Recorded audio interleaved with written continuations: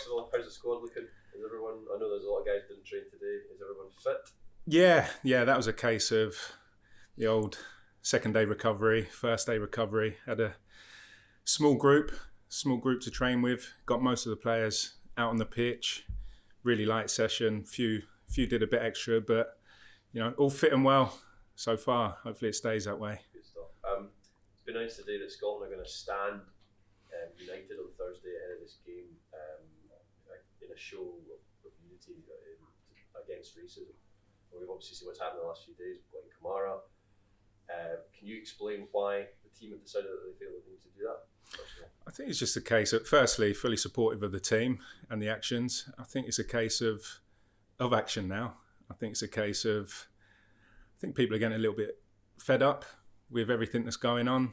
The last, year to 18 months. I think now it's about firm action, incidents getting punished properly when found guilty. I think it's just a case of, that's what the players want to see. Obviously, over the course of the last year, we've had taken the knee. Obviously, individuals and some teams have decided not to. It's obviously, it comes down to a personal and team choice, but I just think it's about action and showing that support. We're fully supportive of the team and the decision that's been made.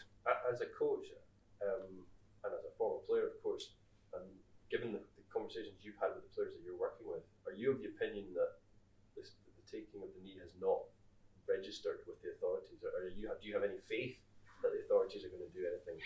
I think it has registered. I think it's obviously such a massive moment in the game and a massive movement that is definitely registered. I think it just got to a stage where people and players and I think everybody just wants to see the action. Don't want it to be just a moment in time where it's the action being taken and then it's brushed off. It's yesterday's news. I think it's now people want to see that firm action, and I think probably one or two have got a little bit fed up that action has not been taken quick enough. Hence, obviously, individuals deciding not to take a knee and stand, and teams doing the same. If there was an incident, forgive me, I don't know what Steve has spoken about with the squad. If there was an incident involving the Scotland squad, would you as a squad consider walking off the pitch? I think we'd have to. Yeah, I think we'd have to. If the players individually, collectively, if there was an incident of some that we've seen, in the past, I think we have to be fully supportive of the decision of the players. And if that's to walk off the pitch, then that's what they'll be allowed to do.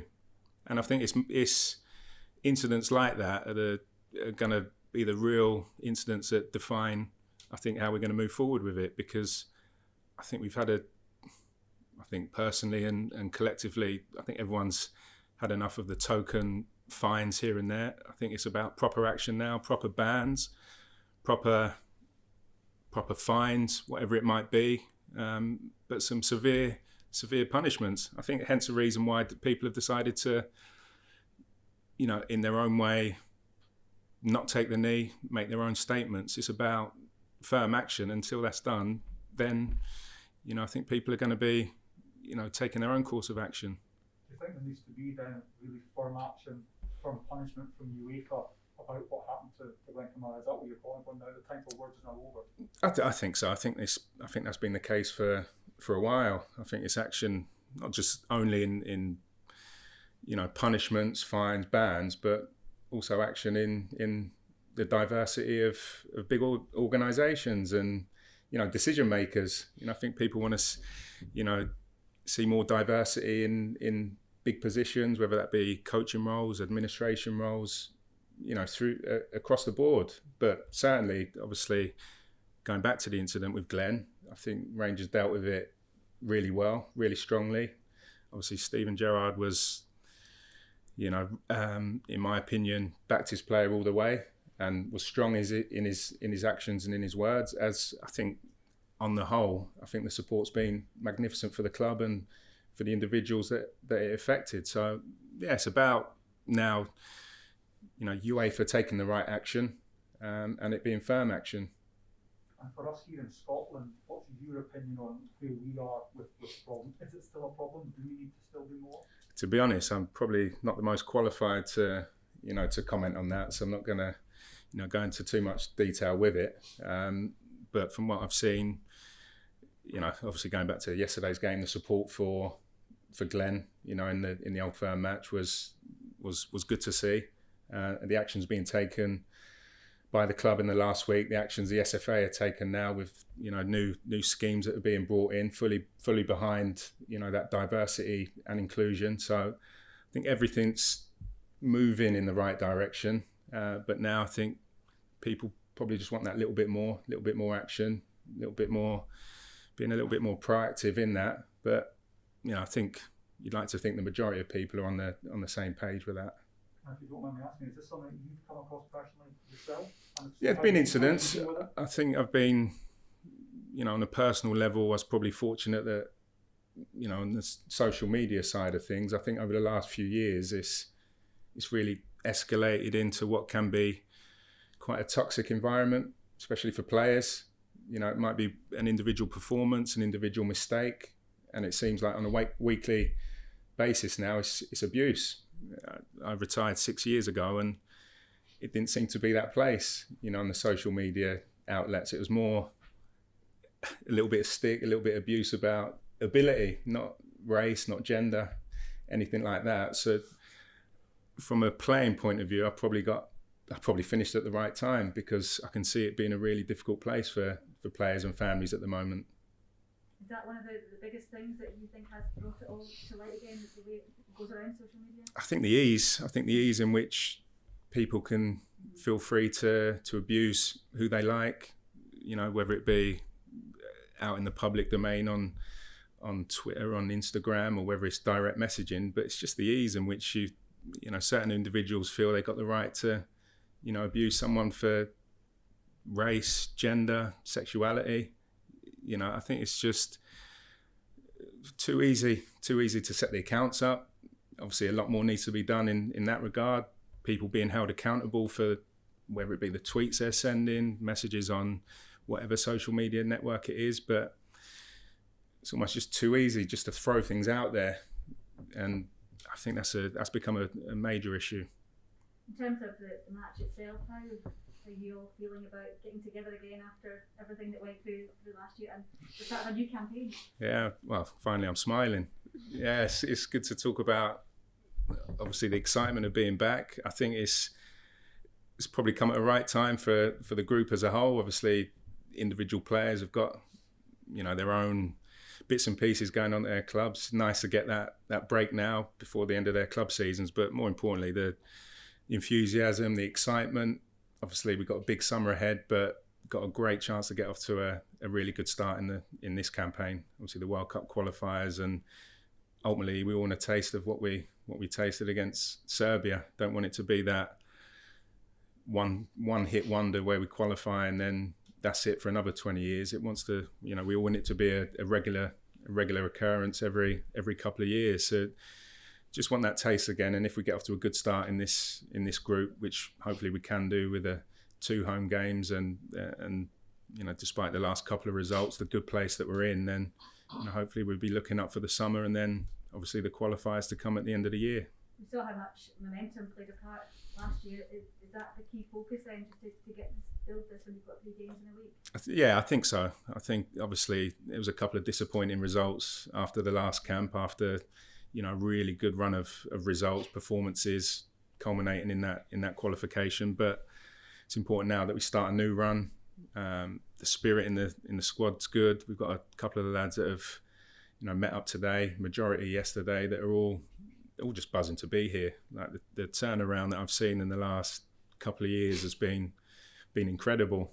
From what felt like at times maybe not everyone was on board and not enjoying meeting up. There was a bit of a negativity around it. I think everyone's delighted to be up, enthusiastic, and ultimately hopefully deliver some good performances in the start of the World Cup qualifiers. And obviously there'll be a few big decisions to make in the summer also.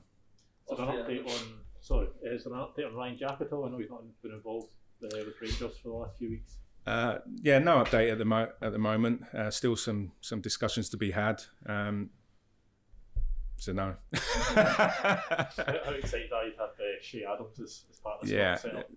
Delighted. It's obviously gone on for, it's been rumbling away for a little bit of time, but delighted to finally get it over the line and have him involved. Obviously in really good form for his club, playing at a really decent level.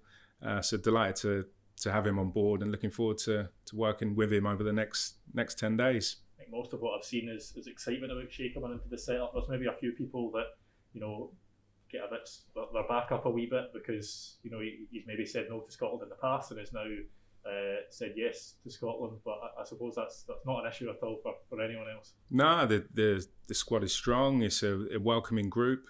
Everyone's on the same page, and ultimately you're not going to please everyone.